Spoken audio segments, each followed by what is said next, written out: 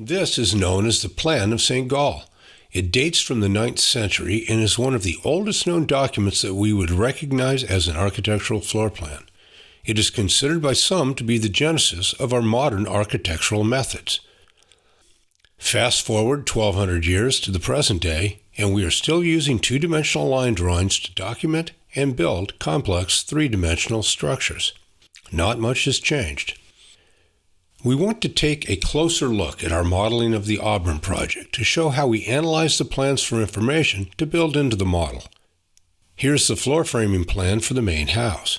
We want to focus on this area here. There's a lot going on, and we need to look at a number of plan pages and details to gather all of the information for a complete understanding of it. There are three beams coming together here. This one here is a floor beam. Opposite it is a roof beam, and we need to flip to the roof plan to see that. And these beams meet at another roof beam, this W8 by 21. Additional information regarding the assembly is found on the foundation plan, which shows the tube steel column supporting the wide flange beams, and details 8 and 10 on S3.9. So the information that we and the builder needs to understand this area is to be found across 4 separate plan pages. Let's start by looking at detail 8 on 3.9 and note that the detail view is directed down the page. In that detail, we see the wide flange beam, the columns that carry it with connections, A35s per plan, which brings in a 5th sheet of information, and so on. More information is needed to position that wide flange so that it follows the ceiling at that point. You'll remember that was the subject of an earlier video. And for that information, we need to refer to the reflected ceiling plan for a 6th sheet now across which information is scattered. Now, let's look at detail 10. The view for it is from the outside looking into the structure, so the floor beam is on the right and the roof beam is on the left, and the wide flange where they meet. There's information about the bucket connection on the wide flange to carry the beams, straps, Simpson SDS screws, etc. With all of that information, that assembly should be crystal clear in your mind at this point, right? Well, in case not, let's look at the model. This is 8 on S3.9, but in the model. You can see the wide flange, the steel columns, the floor beam coming towards you, and the LVL roof beam in the background. Something you can't do with that static plan detail, though, is view it from different angles and with different objects shown or hidden.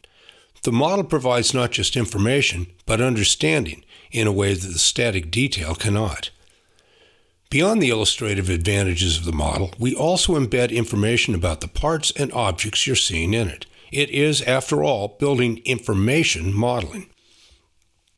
So if you click on an object, information about that object is revealed, such as the steel beam callout and size, the column callout, the wood beam rim joist, and A35 spacing per the shear wall schedule. All of the dimensional information is available too. The angle cut of the beam to the column, the top of the beam elevation, and the beam length, for example. The model contains a wealth of information intuitively understood because it matches the way we viewed and learned about the world our entire lives. Looking now at 10 on S3.9, all the same ideas apply. Let's take a close look at one of those beam connection buckets.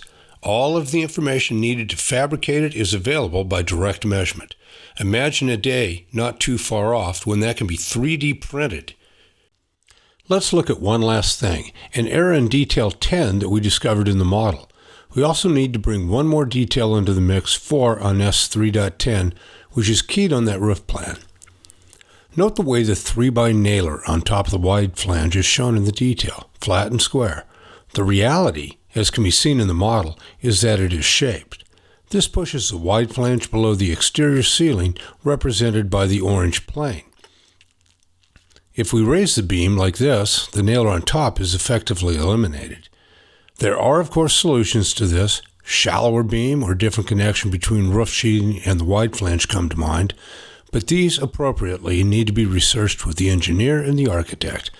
But whatever solution is decided, it's far better to resolve the issue at this stage than to walk in one morning to the project and discover it after being half or more constructed. Wouldn't you agree? We'll leave it at that for now. We hope that we gave you food for thought.